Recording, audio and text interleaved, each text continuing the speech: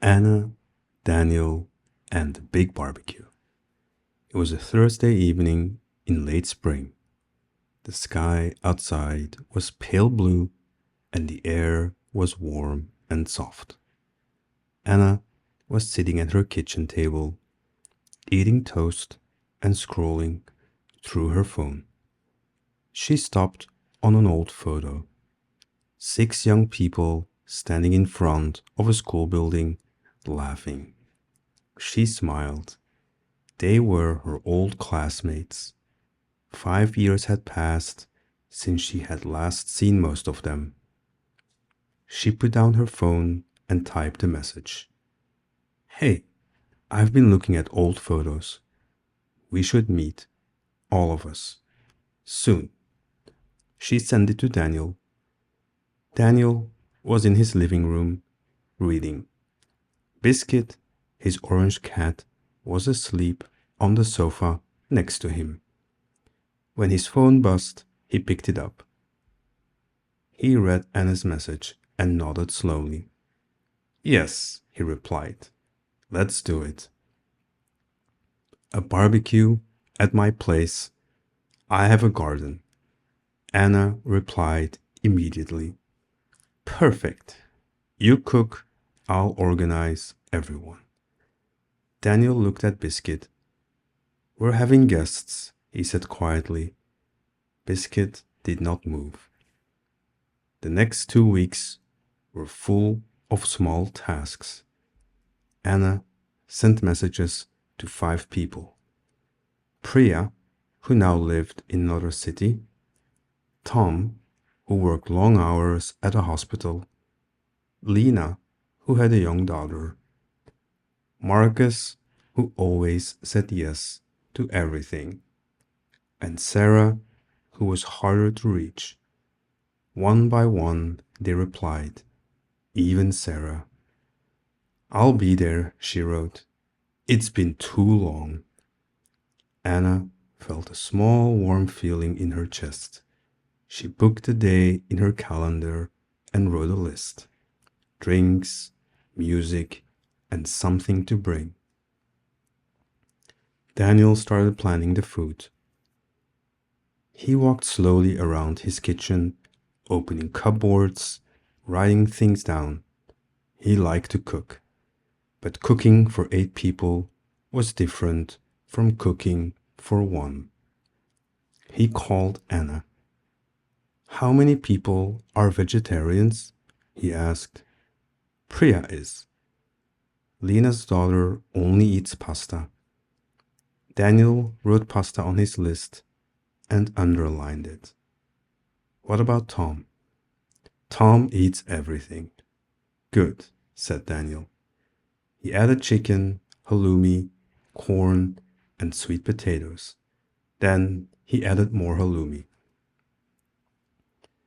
The day arrived on a Saturday in June. Anna came early. She carried a bag of cold drinks and a small speaker. Daniel was already in the garden, standing near the barbecue. He was wearing an apron that said, Serious Cook on the front.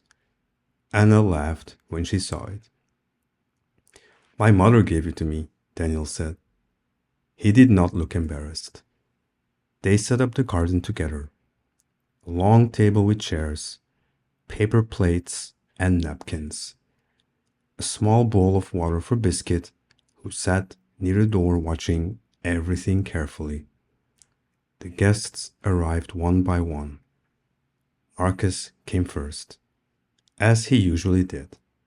He brought a large bag of bread and a bottle of lemonade. I made the lemonade myself, he said proudly. Does it taste good? Anna asked. I have no idea, said Marcus. I haven't tried it. They tried it. It was good. A little sweet, but good. Priya arrived next. She had come by train, and her cheeks were pink from the journey. She and Anna held each other for a long moment. 5 years, Priya said. I know, said Anna. She did not say anything else. She didn't need to. Tom came after that, still wearing his jacket from the week. He looked tired but happy. He sat down at the table and breathed out slowly, like a person who had been holding their breath for a long time. I haven't sat in a garden in months, he said. Then sit, said Daniel, putting a glass of water in front of him. Lena arrived with her daughter, Mia, who was 4 years old and very serious about everything. Mia looked at the garden. She looked at Biscuit. She walked directly to the cat and sat down next to him on the grass. Biscuit, who did not usually like strangers, sniffed Mia's hand and then closed his eyes. She's good with animals, Lena said, watching him. Biscuit is a good judge of character, Daniel replied. Sarah arrived last. She walked through the gate slowly, as if she was not sure she had the right address. Then she saw the group, and her face changed. She smiled. Anna went to meet her. I'm glad you came, Anna said. Me too, said Sarah. Honestly, me too. Daniel started cooking. The smell of barbecue moved through the garden like something warm and familiar. Chicken turned slowly over the coals. Halloumi went on in thick slices. Sweet potatoes wrapped in foil sat at the edges of the heat, cooking slowly. People talked. They talked about their jobs and their flats, about cities they had visited and cities they wanted to visit, about things that had changed and things that had stayed the same. Marcus told a long story about a trip he had taken to Portugal. The story had 3 wrong turns, 1 missed train, and ended with him sleeping on a bench near the sea. And was it worth it? Priya asked. Every minute, said Marcus. Mia ate her pasta. She sat at the corner of the table very carefully with a fork in one hand and a napkin tucked into her collar. When she finished, she went back to Biscuit. Lena watched her daughter and said nothing for a while. Then she said, I don't know how she's already 4. I really don't know. Tom nodded. Time moves differently now than it did back then. What do you mean? Anna asked. Tom thought for a moment.